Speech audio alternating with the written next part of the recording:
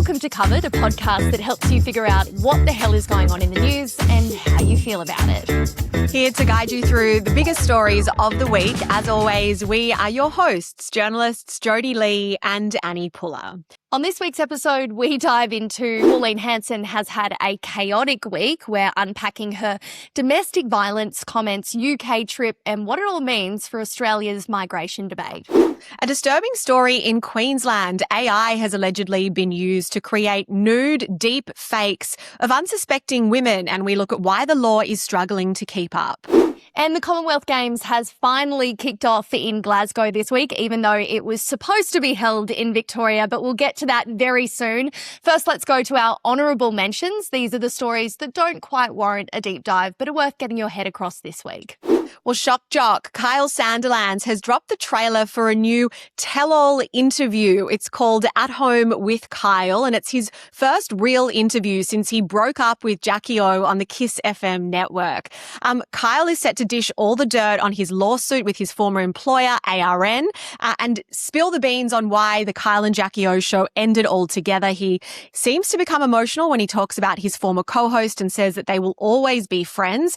There is always a catch with Kyle, and this one is that this exclusive interview will drop on his own app along with his new breakfast show that's starting very soon. I can't wait to listen to that on Monday. Our next honourable mention, if you haven't been keeping abreast of politics in the UK, well, you should probably know that Britain has a new Prime Minister. Andy Burnham was sworn in on Monday. Now, he's the 7th person to hold this job in just 10 years. Not a great track record going there. He's the former mayor of Greater Manchester, which is a city in the north of England, but he isn't coming into the job completely green, having served in cabinet under a former Labor government. He's obviously left-leaning and has built his whole career on this idea that Britain is too centralised around London and needs power and money spread out to some of the regions. Since taking over this week, he's already making some big promises, pledging some of the biggest economic changes the country's seen in more than 40 years, and on migration, which is obviously the biggest flashpoint in the UK at the moment. He's surprised a lot of people by taking a tougher stance than expected, backing new laws to crack down on illegal immigration and boat crossings. Let's see how long he lasts. Migration, everybody's biggest flashpoint at the moment. But our third story is one I'm super excited about. You might remember that a couple of weeks ago, we brought you the court case involving Rebel Wilson. She was being sued for defamation. Well, the Hollywood superstar has actually had a massive win in court. A judge has thrown out the defamation suit that was brought against her by a young actress by the name of Charlotte McInnes. If you can't remember what happened, a very brief overview.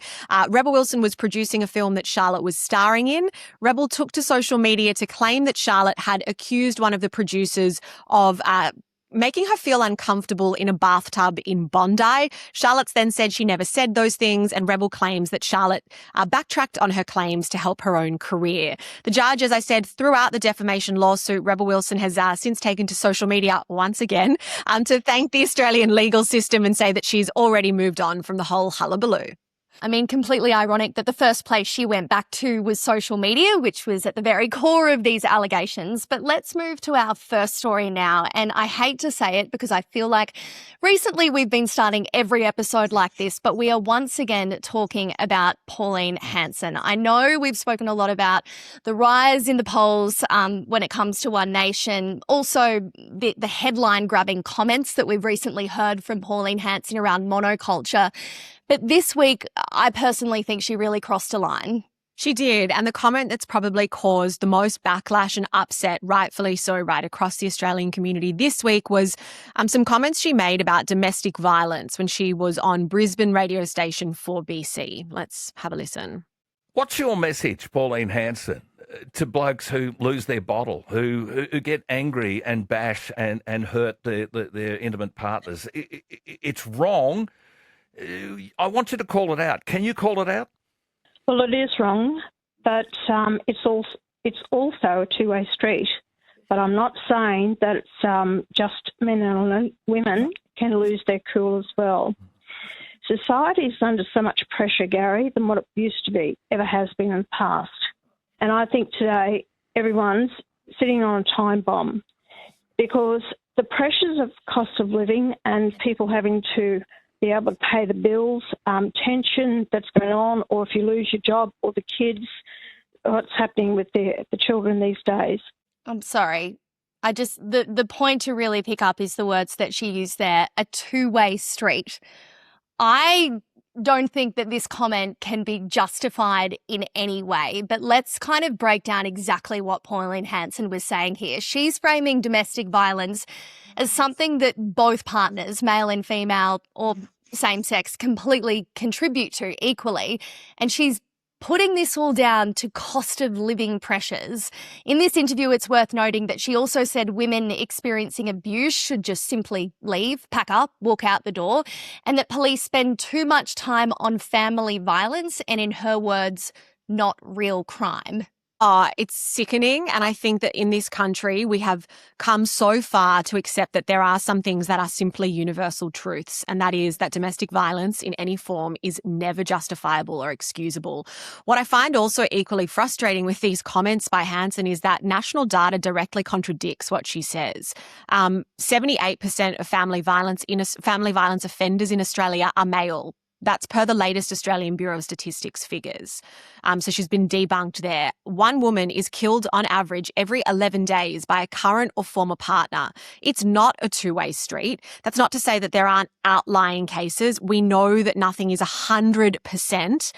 There are always, individual females that might be perpetrators of domestic violence, but the statistics, and for a very long time in Australia, have sent us a really clear message, and that is that 78% of domestic violence offenders in this country are men. Yeah, it's just gendered violence. That's what it is. I don't think that these statistics in any way can be disputed. If you speak with police officers, the biggest jobs that they're turning out to are domestic violence right across the country. I think my personal issue with this, and if you listen to that extended interview, she goes on to say that domestic violence is a scourge, and then the word but. There is no but here. This is a full stop. We can't start to excuse domestic violence in our country. If you sit in courts, as we have done previously as journalists, you see protection orders, AVOs, DVOs put in place every single day, specifically because these courts have recognised that someone, whether that be male or female, is at a very real risk. These orders are breached constantly. In different states across the country, Queensland, New South Wales, we've seen coercive control legislation recently introduced to criminalise controlling behaviours that ultimately lead to domestic violence abuse. Her framing of this kind of flies in the face of all of the wins that we've had in that space. Yeah, and you make a really good point about AVOs and DVOs. She touched on a really dangerous idea, which is that female victims should just leave. And I think that perpetuates such a fallacy about the way these crimes typically are carried out. There are the Paulino brothers in Melbourne have become really famous. I don't know if you're familiar with them. They have this account called Yaya Next Door, where they used to post beautiful videos of their elderly neighbour passing them food over the back fence, this beautiful older Greek lady. But their story has a really tragic undertone in that their mum was murdered by their dad in the garage of her parents' home 2 years after they had separated. So their mum had moved out. She was living independently with her parents. And I think it was just before their divorce was finalised through the courts that their dad actually murdered their mum. And they took to social media after Hanson's comments and just said, basically, shut up, Pauline. This idea that women should just leave is ridiculous. Their mum did leave and she was still killed, and there are countless others just like her. So this isn't an abstract problem. This is happening every single day. And I think the fact is that this year, 38 women have already died through violence across the country, and we're only in July. Yeah, and you pointed to, we could recite many cases, but the case that comes to mind for me is also that of Hannah Clark, which I think everyone remembers. I think that's forever etched in our history. That was a beautiful mum in Brisbane who had left her abusive partner. Many red flags had been raised by families, by friends. She had been in a situation of abuse for many, many years. She did leave. She took her 3 children with her, and ultimately one morning he basically ambushed them and killed them all and then killed himself. So advocates have consistently said in this country that it's when victims leave, that's when they're at the biggest danger. So for me, this is just Pauline Hanson being completely tone deaf. But more than that, it's taking this slogan throwing that we've historically seen from her to a dangerous new level. Yeah, and there's a dangerous precedence with One Nation when it comes to domestic violence. Barnaby Joyce, who's obviously a member of the party, actually made his own comments on domestic violence just before Pauline had her say on 4BC. He has said on radio that men should just walk out the house and cool off before they lose their temper. I mean, great advice. Great. Well, just ridiculous. And it was actually the host on 4BC then actually raised Barnaby Joyce's comments with Pauline and asked her to respond. Right, that makes sense. So he was clearly trying to get an answer out of Pauline in response to comments already laid by Barnaby. But yeah, because if you think about it, just to backtrack, in politics, one of the things journos do is they try to make sure that politicians within a party are all singing from the same song sheet. We try to determine, because politicians can come out and say outlandish things all the time. The key is to try and understand whether that's policy for them or whether that's just them, firing from the hip. So the 4BC presenter very rightly said, look, do you agree with this? Is this a One Nation stance on domestic violence? Yeah, I mean, if you listen to Pauline Hanson and Barnaby Joyce, they've come out and said that this is, that the comments have been taken out of context, that this is a witch hunt, this is mainstream media having yet another jab. But it's very clear that these are completely offensive comments. But I think it's important to explain the timing because it's been such a freaking big week for One Nation. It's hard to keep up with all of the dramas here.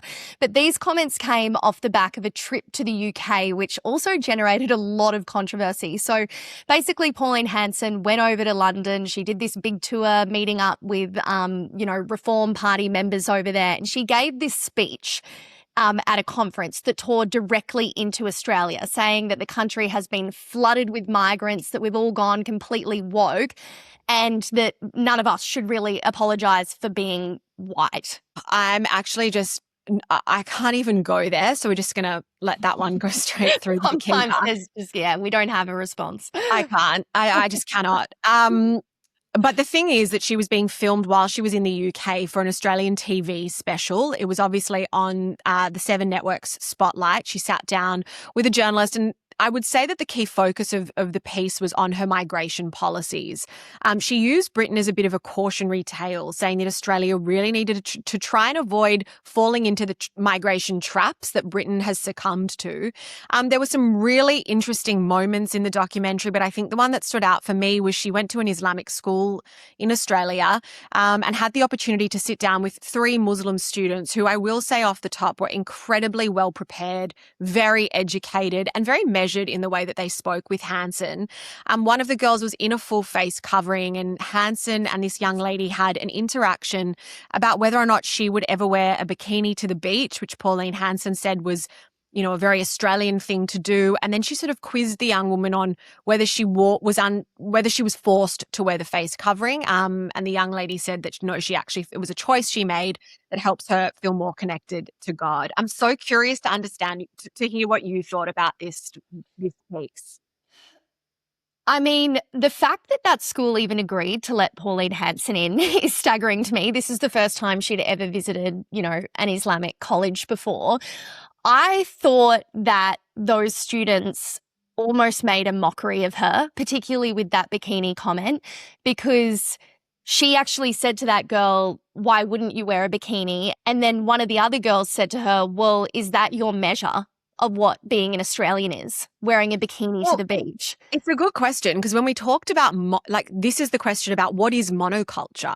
If monoculture is all of us living by the same ideals, i.e. we drink, a VB down at the beach in our bathers, that is just fraught with danger. Obviously, we should have a shared set of values.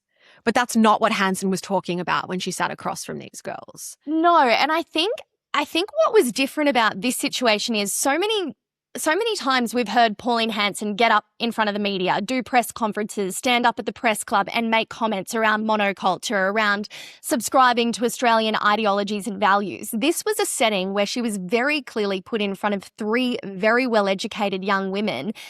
And it was almost like she was scared to fully cross the lines that she'd crossed before.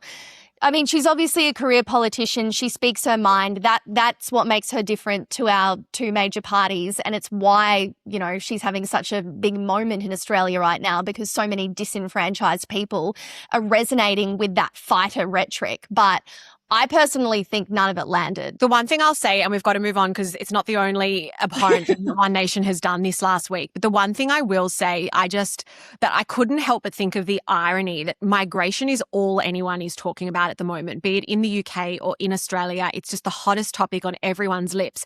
At the very same time that the World Cup was being played, and we were hearing about, Spain obviously won, and I just could not let go of the image of I think his name was Nico Williams. He is a Spanish player of African descent who ran to the sidelines to give his trophy or medal to his mum. His mum walked 2,000 miles while 7 months pregnant with Nico's brother. She walked from Ghana to Spain to give her family a better life. Like, that is a migrant story. And I find it so ironic that when a migrant is doing something great that you appreciate, aka winning a World Cup, it's like, woo, Nico. But when the migrant is being framed as someone who might steal your jobs or not abide by Australian values, it's bad migration. The timing of everything for me has just been really interesting to view. I haven't been able to sort of hold those two images in my mind simultaneously. Well, you're 100% right, but let's round this out with something that happened this week that is equally funny and worrying. Barnaby Joyce, who appeared on ABC's 7:30 to defend Hanson's UK trip, and it took a little bit of a turn, if we can call it that. Defending your leader, but are you really comfortable with where she is taking you?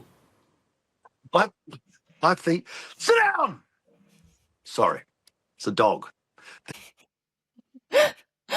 I honestly, you first. It just came out of nowhere. Like, it's hilarious, but I'm like, where the hell did that come from? It was Okay, I have a controversial opinion that I haven't actually seen anywhere else. There was no dog.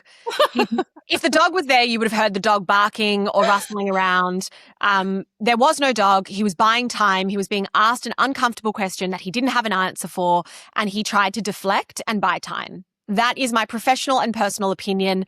You cannot make me change my mind. I've had my dog in here before while we've recorded episodes, and it's been a nightmare. You can hear and see her. No dog. That's the official verdict. All a stunt to make a swift exit out of that. I just don't think it was a stunt. I think he was just desperate. He was just, grasping at straws. He was desperate. He was trying to keep his head above water, didn't have a response, and he was deflecting. Yeah, well, I mean, I'd be deflecting too if I was Barnaby Joyce. Should we move on to our next story? Yes, let's definitely do that. So this is a story that we've usually avoided. AI is a really tricky topic, I would say, and one that's incredibly detailed and nuanced. But this one is worth digging into because it could affect any one of us at any time.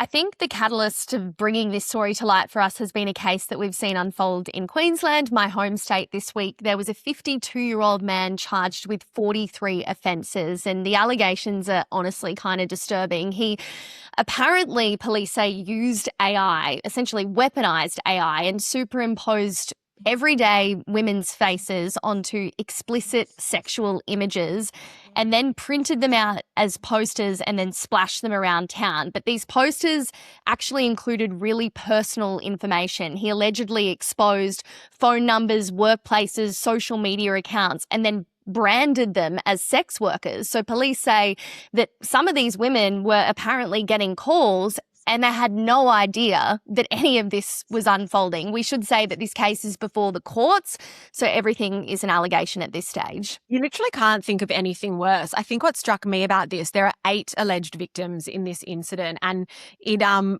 it is massive when it comes to the geography of the thing. So it spans from Hervey Bay, which is, correct me if I'm wrong, like 4 hours outside of Brisbane, right through Brisbane's western suburbs. So it is a massive geographical area. A lot of these women didn't know that this was happening to them until a member of the public called them because their numbers were on these posters. The wildest part is that police believe that this alleged criminal activity could have been going on since as early as 2021. So for 5 years, potentially, some of these victims' details could have been out there and what looked like sexually explicit photos of them, but it wasn't them. It was just their face superimposed into compromising situations. It's wild. And they were put up, in public places like shopping centres and parks and public toilets. But I think that why this story struck a chord with me is historically when it comes to deep fakes, I think that they're often or have been associated with like celebrities. This case is completely different. This is people like you and me just one day, walking outside and seeing our face imposed on the body of a prostitute with our personal phone number attached to it. It's a level of depravity that I think in my daily life I forget exists, or I try to believe doesn't exist. But the truth is there are people out there who do this. There was an Australian Institute of Criminology survey of like more than 16,000 people, which found that 6% of the surveyed population said that someone has already shared a private image of them without consent. And 41% believe that AI-generated revenge porn is common. Revenge porn, by the way, is a criminal offence. So this isn't a freak one-off, some person who's just, on the fringe of society and done the wrong thing. This is far more common than I think I personally had, given thought to. But it's sort of terrifying. Like, it makes me want to come off the internet.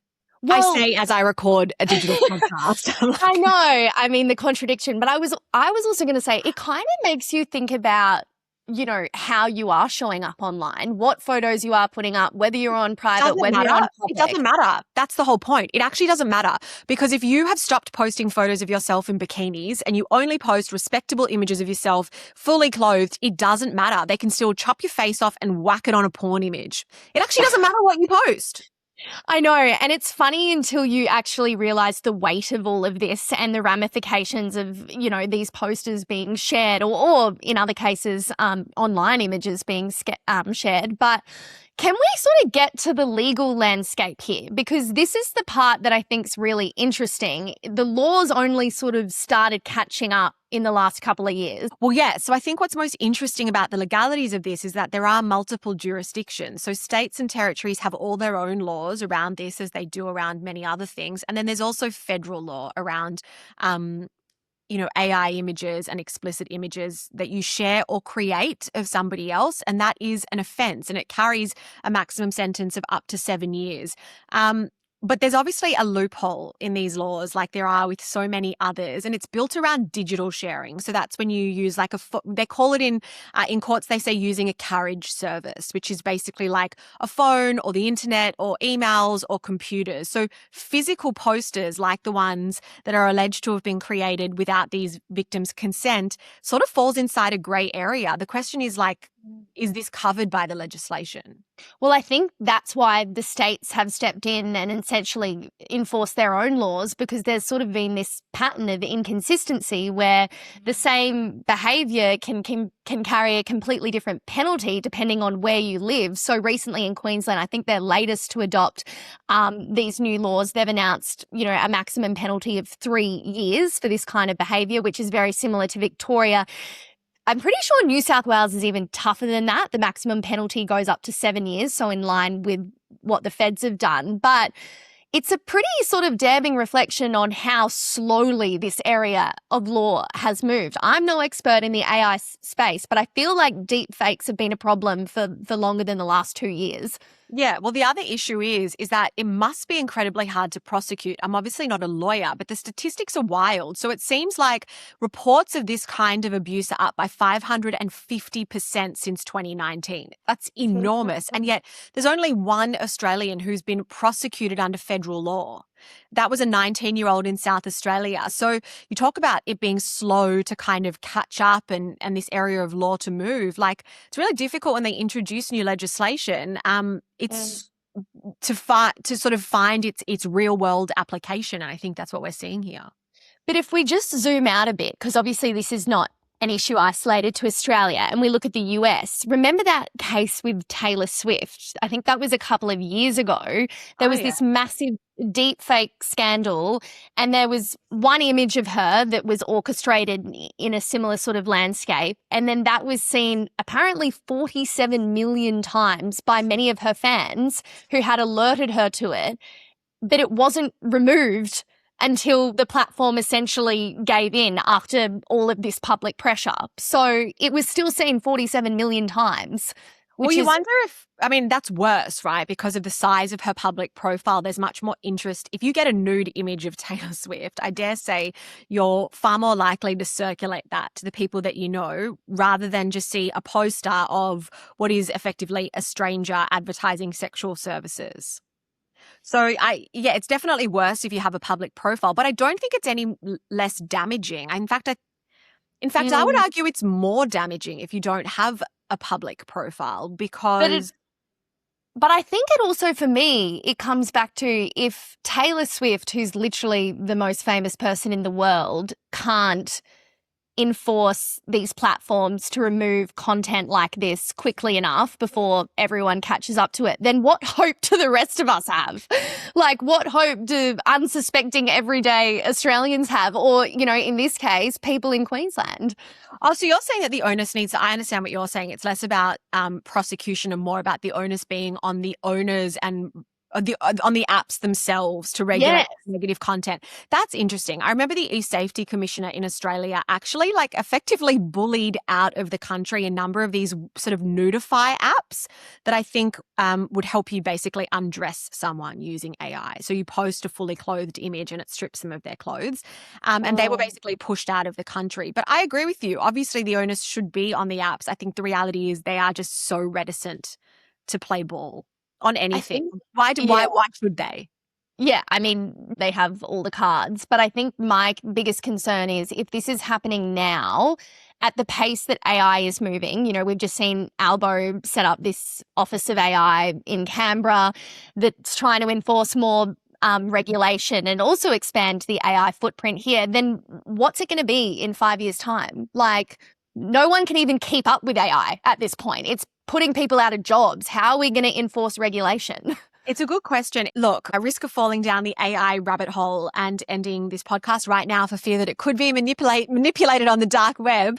Let's move to our third story. So if, like me, you're experiencing a bit of a FIFA World Cup come down, never fear, there is fantastic sport to be watched in the form of the Commonwealth Games. There are so many great Australian stories, and we will unpack a few of them on this episode. But the best thing I think we need to talk about is that these games were supposed to be in the great state of Victoria. This was not meant to be happening in Scotland at all. Well, trust, Daniel Andrews to leave an absolute shitstorm in his wake. But Spoken like a true Queenslander. I have to admit, though, I was so distracted by the World Cup, and this sounds so un-Australian of me, I completely forgot the Commonwealth Games was actually happening. So if you're in that same boat, let's just do a little bit of a recap, because Victoria actually won the hosting rights for the Commonwealth Games back in 2022. And at the time, it was sort of being billed as this big regional game. So it was going to be spread right across Victoria, places like Geelong, Ballarat, Bendigo, Gippsland. They were all going to be staging events, but the opening ceremony was going to be held in Melbourne, similar to what's sort of being pitched for the Brisbane Olympics, being spread across the state. So this was billed at a cost apparently of $2.6 billion originally. And Daniel Andrews came out spruiking jobs and infrastructure, income that the Commonwealth Games would bring to the region, as they always do. Then a year later, the government pretty much walked away from it entirely, wiped its hands clean and said that, you know, the costs were too high. It had blown out to $6 billion and the whole thing was unattainable. Yeah, so the wildest part was, just keep that figure in your mind, the Andrews government said it was going to cost $6 billion. That's billion with a B.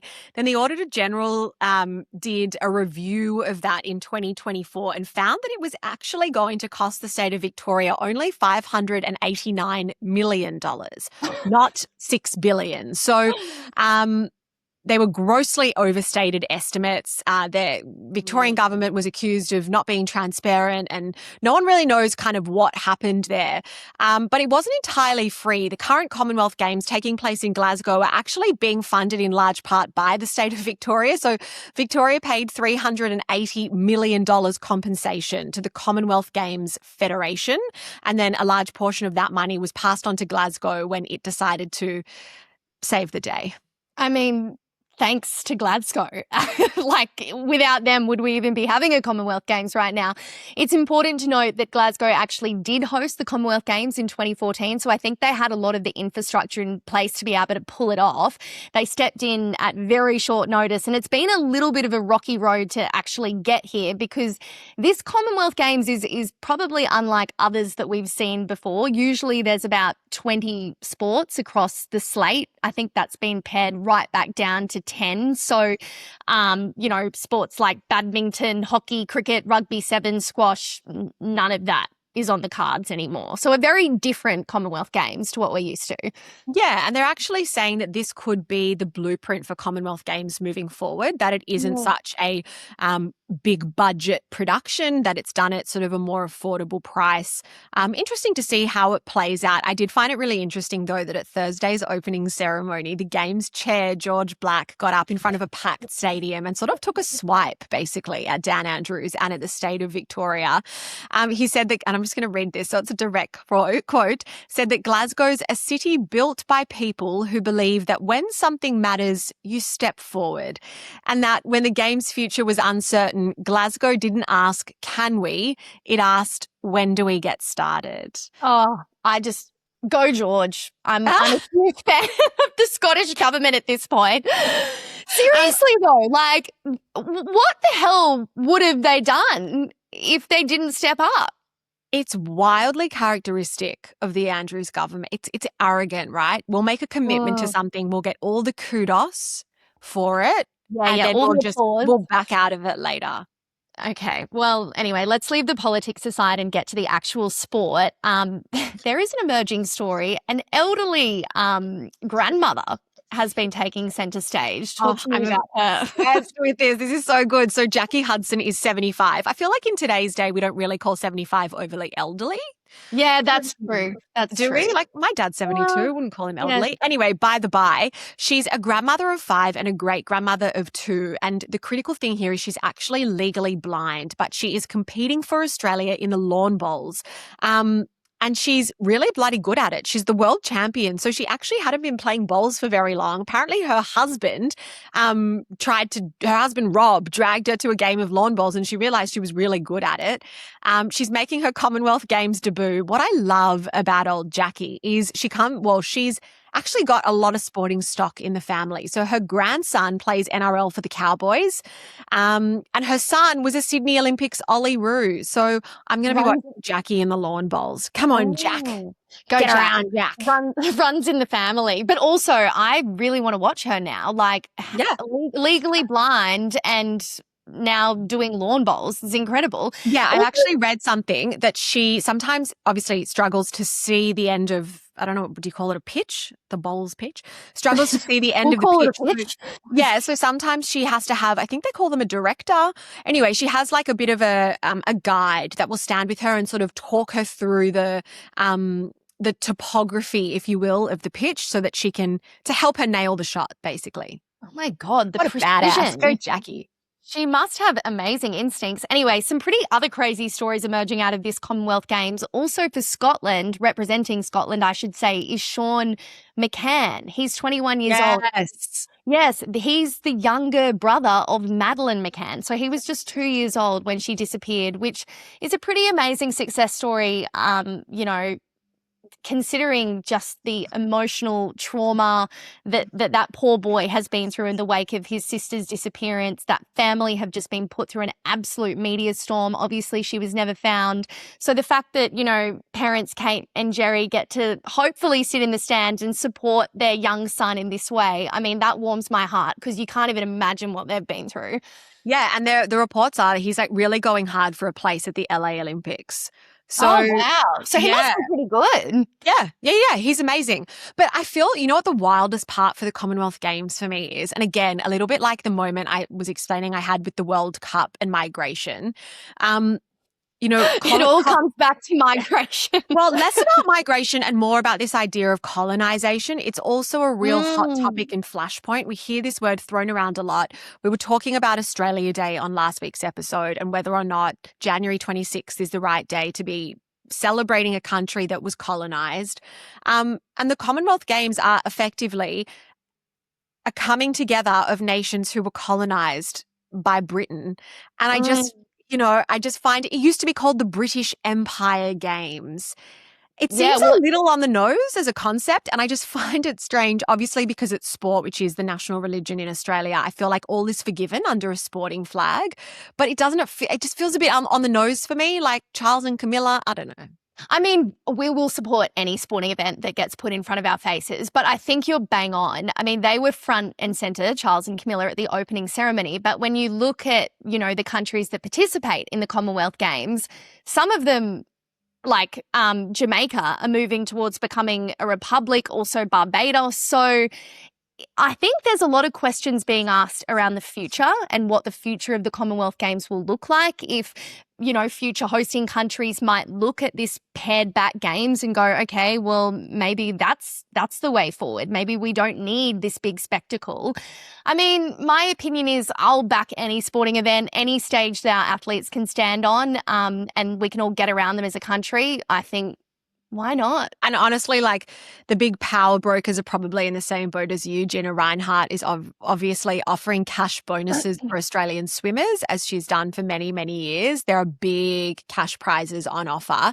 And I was reading that she doesn't actually pay swimmers through Swimming Australia. She pays them directly. So look, I don't think we're going to see the end of the Commonwealth Games anytime soon. But yeah, maybe you're right. Maybe it's just going to be a more budget-friendly. Maybe it's more a Kmart Com Games, A fast fashion. Well, anyway, we hope you enjoyed this week's episode of Covered. As always, please keep us informed with any stories you want to hear next week. See you then. Bye.